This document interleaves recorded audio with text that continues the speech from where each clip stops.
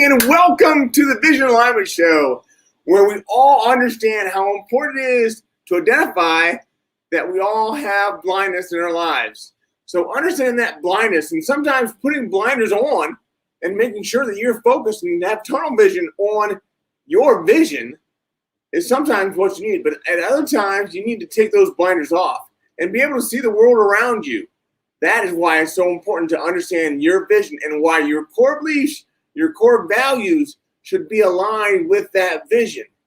So that's why we're talking today. And we have a special guest coming on today. And we're going to talk about the guests that we have in the future, but that'll be at the end of the show. So stick around.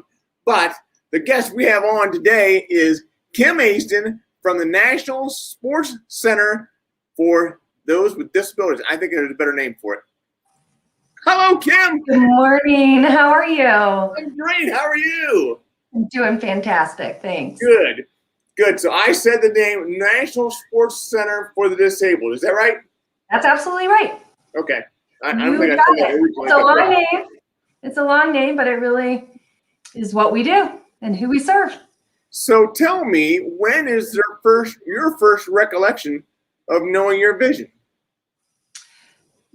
My first recollection of my vision is not an aha moment. It wasn't a specific point in time. It's been a journey for me. As I grow in leadership and grow in wisdom and just life experiences, I look back and I realize that I had a vision for leadership, a vision for making the world a better place ever since I was a young kid. But I never, maybe it was a lack of language, it was a lack of ownership of being a leader. But I've always been that person, whether it was as a young kid, I ran a day camp with one of my friends across the street for all the kids in the neighborhood.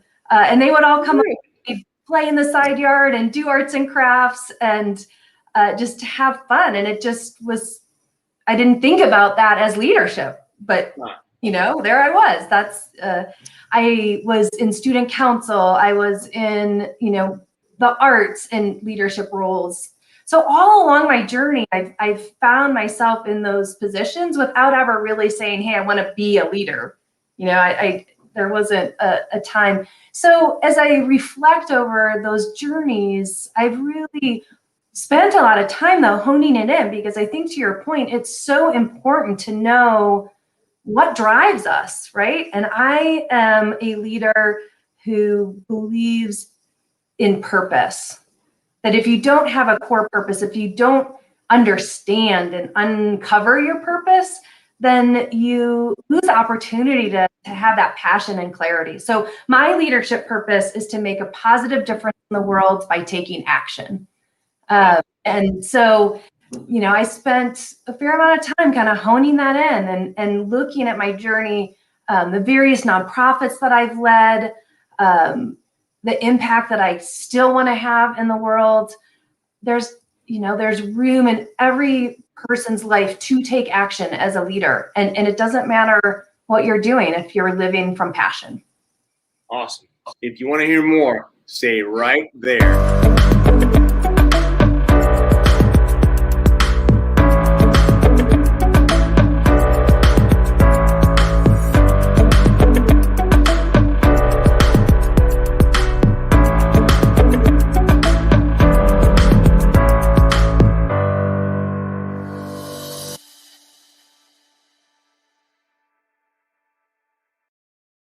Awesome. Well, thank you so much for being on today, Kim. I appreciate it.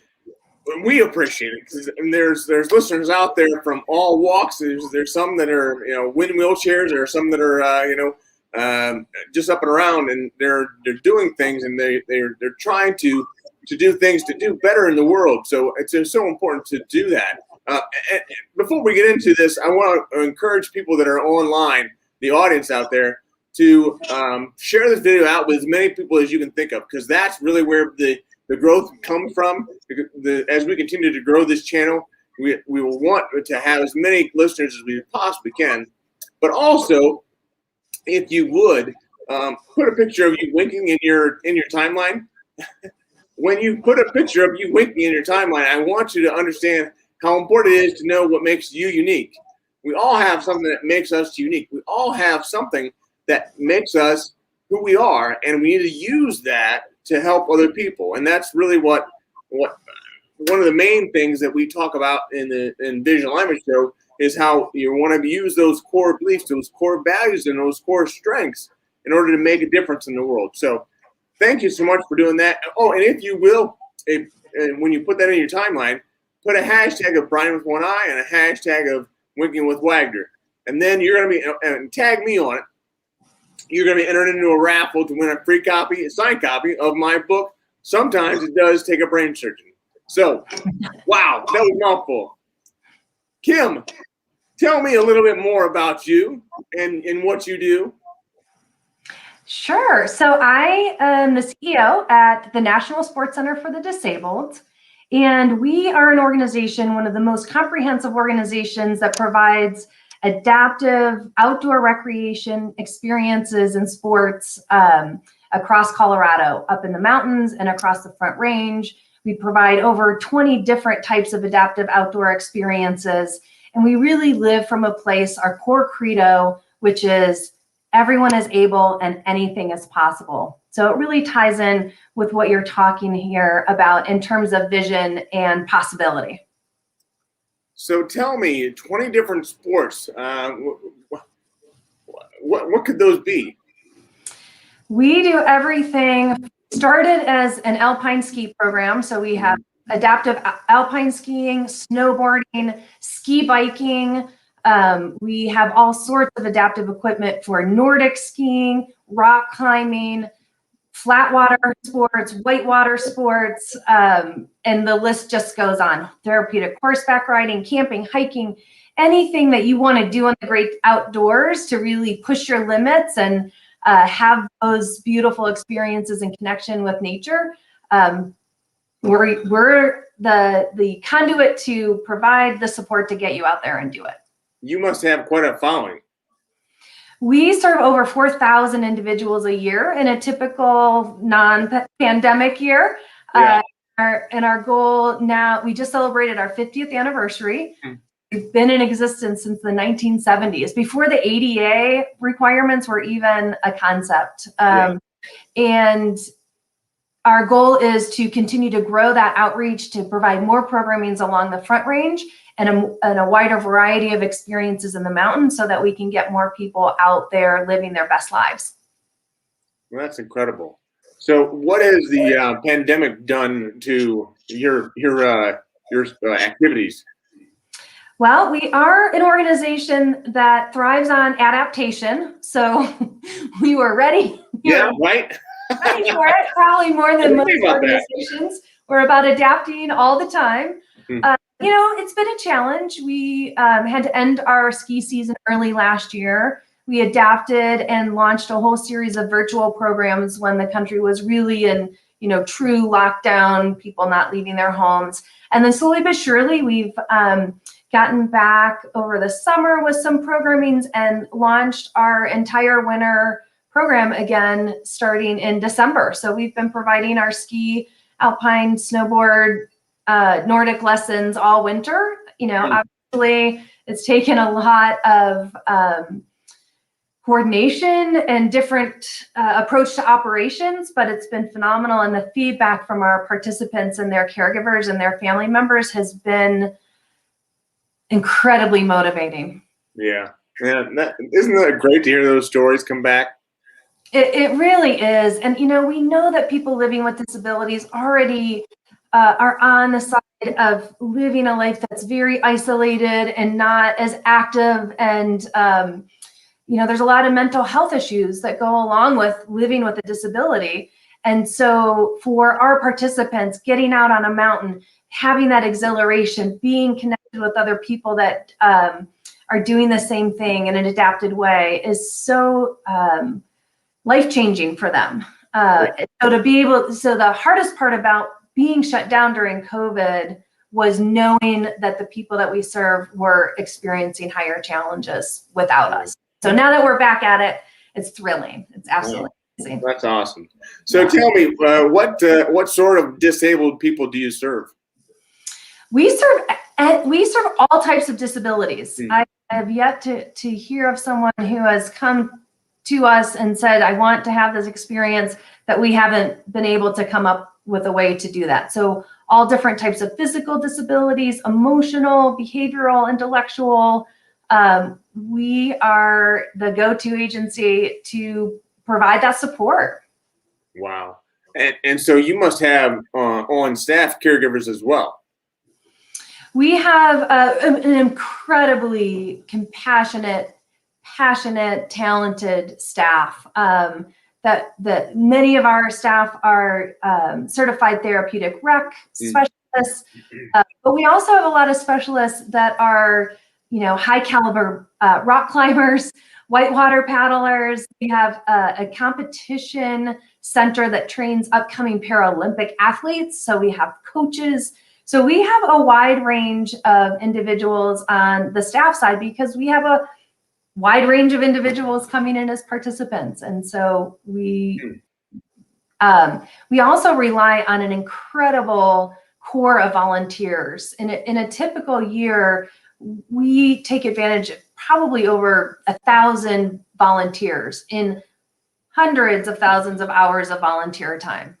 If you do the math, and if we had to pay the amount of staff that we have volunteers, it would be over $1 million more it would cost us to be able to provide what we provide. So our volunteers are also an amazing part of our story. And many of them have been with us for 20, 30 years, because when you come to the NSCD, I always tease people, like, you come in our door, you're not going to leave, because once you have that one experience just with one participant who came in thinking they couldn't do something and they left knowing that they could, it doesn't just open up their eyes to the possibilities of doing that sport. It changes their entire perspective on what they're capable of doing in their entire life.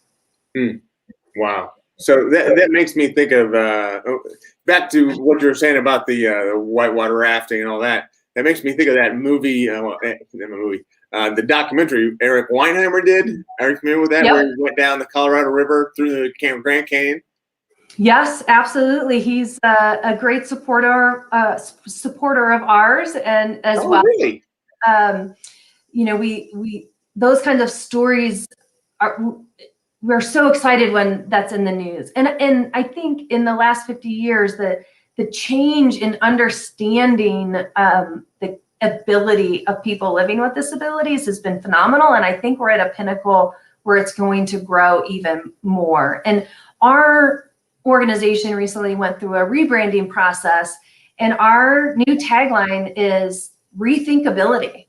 And that's a message not just to individuals, for them to rethink their own abilities, but it's a message to our caregivers and family members to rethink what the abilities of their loved ones are. It's a message to our community to rethink abilities and embrace not what's limiting, but to create and break down the barriers so that our communities are healthy and thriving, and that we're diverse and we have equitable access to, for us, equitable access to the great outdoors, but much broader than that as well. Rolling your website on there, is that spelled right? That's absolutely right. nscd.org. That's where you can find us. If you want to sign up to participate, sign up to volunteer, or you just want to learn more about this industry. to bring it to your own communities. Well, that's cool. So you serve Colorado. Do you serve outside of Colorado? We don't have programming running in other states, but a lot of people come from all over the country to our programs. Colorado is, pretty sought after destination experience. So we do, and we also have people that come from all over the world to take part in our classes and our experiences. What?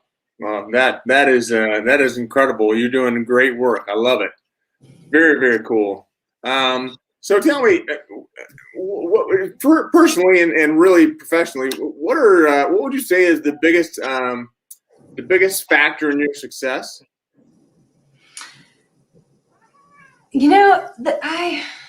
Hard to nail it down into one thing, but I think it is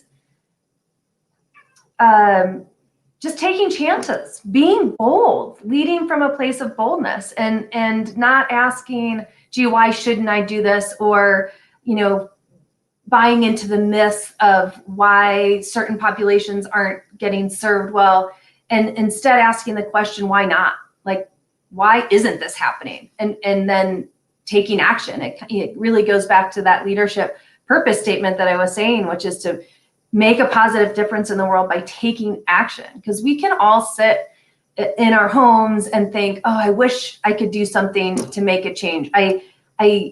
What's happening in this situation or that situation is heavy on my heart, but I just sit here and feel bad about it. Well, take action. So I think that's really been the component of my success. And, as always, I have amazing support systems, people that I grew up with and amazing mentors and a supportive family and, all of those underlying things that I guess are easy to take for granted, that, you have to have a really strong launching off point to act with boldness. But I think that's it. You talked a little bit about mentors, and so I've got to ask, what is the best advice you've ever gotten?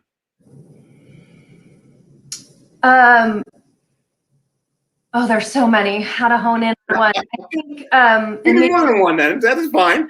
I think maybe because it's recent. One of the best pieces of advice is, "Hey Kim, get out of your own way." And it goes back to those limiting beliefs, right? It goes back to overthinking or getting bogged down in what's not working or where the challenge is, instead of living from that place of vision of what you want something to be, or where you want an organization to go or your life to go. When you focus on what that vision is and what can be, then the road opens up, like the pathway makes itself obvious.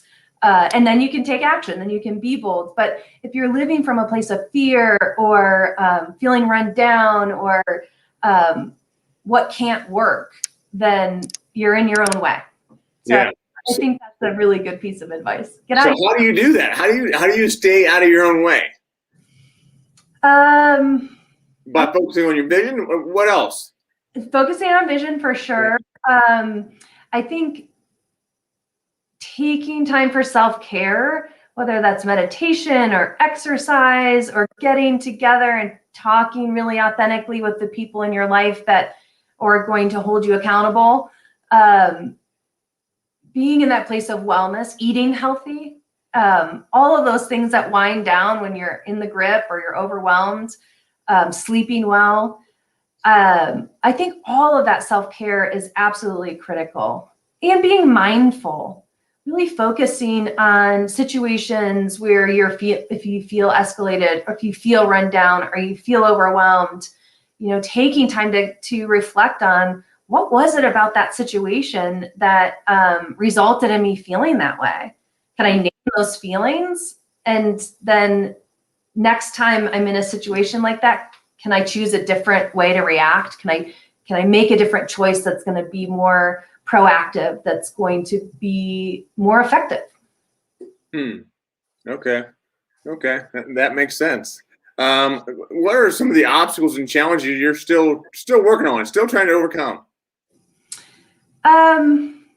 believe it or not, it's often self-confidence. It's often, and I think some of that may come from having fallen into leadership from kind of a reluctant place of, I never set out to lead an organization. I never set out to lead change in the adaptive outdoor industry.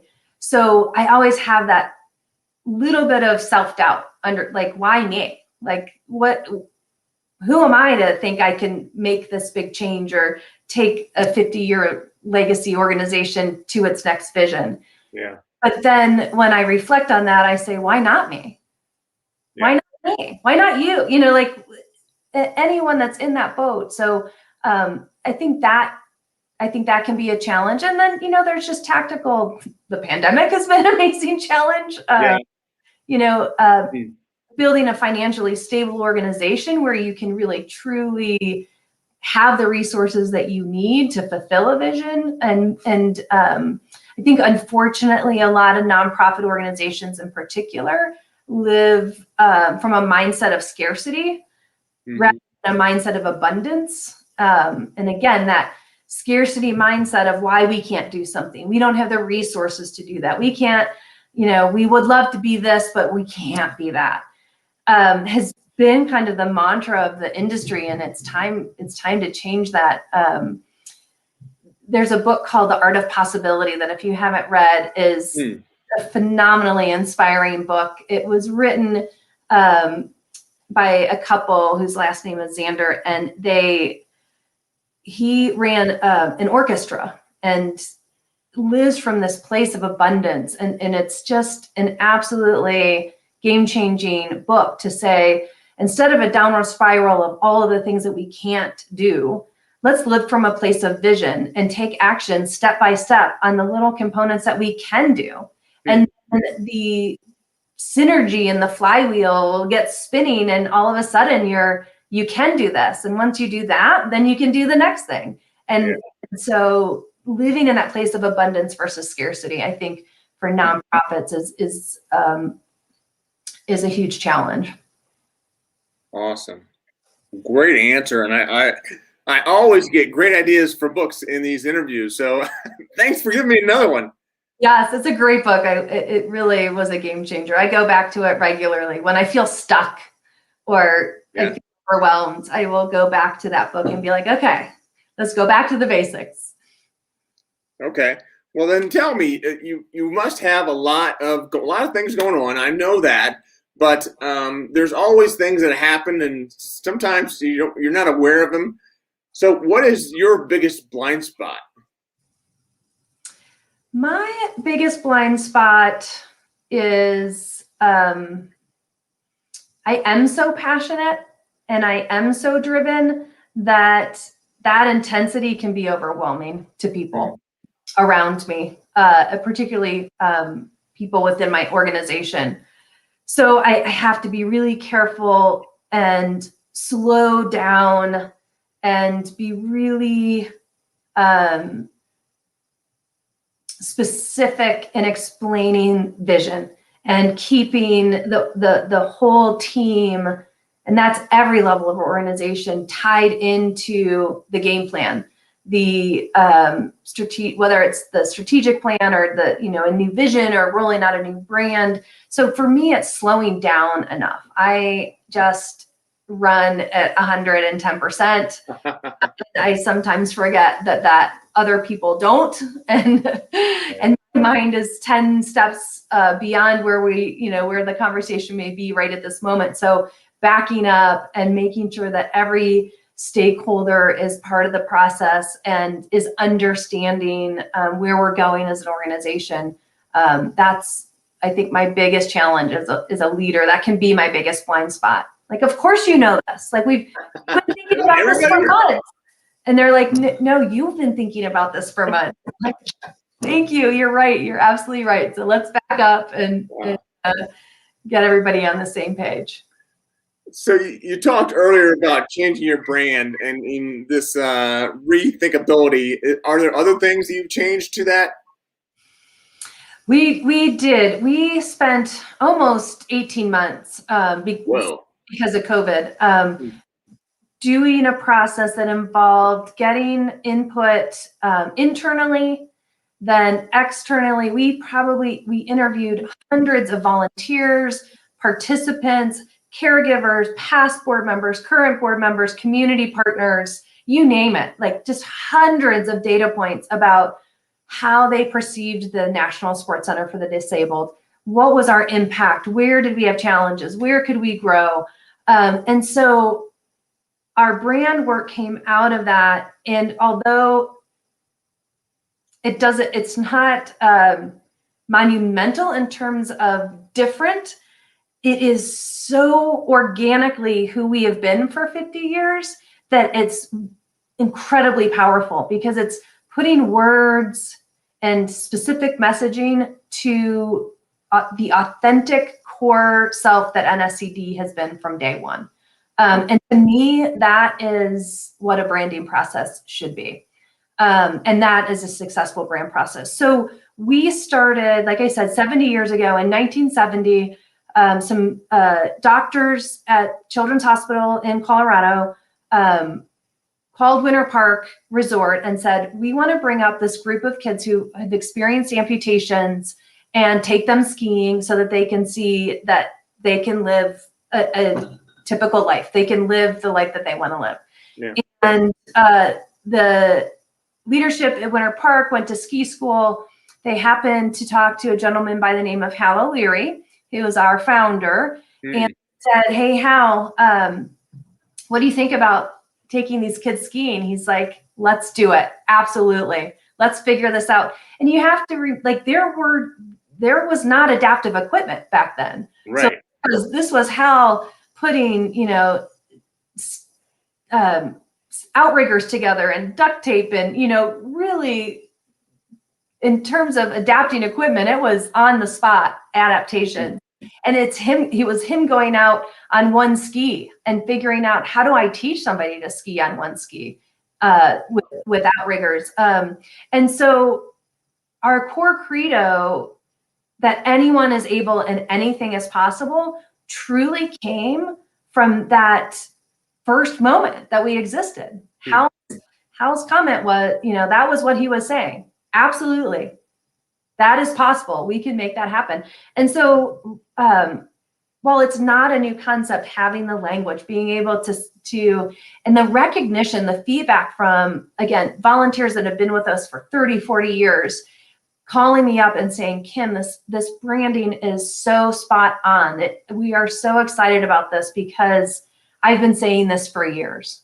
These are the words I've been saying for years, and now here it is, and I see it, and it's clear and it's consistent. And to me, that is like the best acknowledgement that we were going in the right direction. You're gonna be like, yes. Yeah, exactly. And so now we have this toolbox of really great images. We talk about all of our new look and feel is our mastheads will have an image of someone doing an adaptive sport, and it will say, I'm a kick-ass skier. And then underneath it in kind of faded out letters with one leg. We see you, and then underscore your disability. So focusing on the person and the ability. And so it's just great work. When you say masthead, what does that mean? Oh, like on our website or on our okay. Any of our publications. Images, I think, are so powerful because they focus in on the individual and what their amazing abilities are. That is great. There is one last question, and I can't believe we're at the end of our time already. That's great. So this has been phenomenal. But how can we volunteer, even if we're not in Colorado? How can we help? That is a great question. If you're in Colorado and you want to get involved personally with programs, again, go to nscd.org, and there's a whole tab on volunteering. I think remotely for volunteering, I think just getting the word out, letting people know that programs like ours exist. There's probably programs in your state, so contact us and we'll get you in contact with them. if you know people living with disabilities that question their ability, that question their possibilities, have a conversation with them. Say, did you know there's organizations like this? And they take thousands of people out on these adventures, and encourage them to rethink their ability. Yeah. And I think, a lot of what you do, Ryan, is exactly the same message we want to get out, is that our communities are healthier and stronger when we see the ability in everyone. And that's our new vision statement. We envision a world that celebrates each person's abilities. And I think the best thing we can do is I'll carry that message forward. Awesome. What a great way to end the show. This was perfect. Thank you so much for being on today. Thank you for your time and letting me share my story. Yeah. So I'm going to send you back to the green room, but before we do, I want to wave you off and say goodbye, and then I'll close out the show, and then I'm going to come to get you out of the green room after we're done closing out the show. Okay, sounds great. Thanks so much for your time and for including. All right. Thank you. Take care. Bye. Wow, what a great show. What a great show. Kim Easton is phenomenal. Amazing work that they're doing with the National Sports Center for the Disabled. I can't tell you how proud I am of her and that whole group that is doing so many different things out there. If you want to get involved, by all means, go to that website and check it out. But we've got other great speakers coming up for you tomorrow. So tomorrow we have Keith Hermeyer, who's going to be joining us. He's an opera singer, but he's also a speaker. So he'll be joining us at 10 o'clock for the Vision Alignment Show. And then at 11:30, we're going to have John Hanson on. Now, John was on earlier this week on the Vision Alignment Show, but he also has a child with autism. And he serves as a caregiver. So we want to make sure we interview him for that on the Radical Vision for Disability show. And that will be great. So I just look forward to having you on that. And then next week, we've got more great speakers coming on. So look forward to that. Thank you so much for being on. I really appreciate you. I appreciate all that you've done and all that you continue to do. Thank you very much. And as always,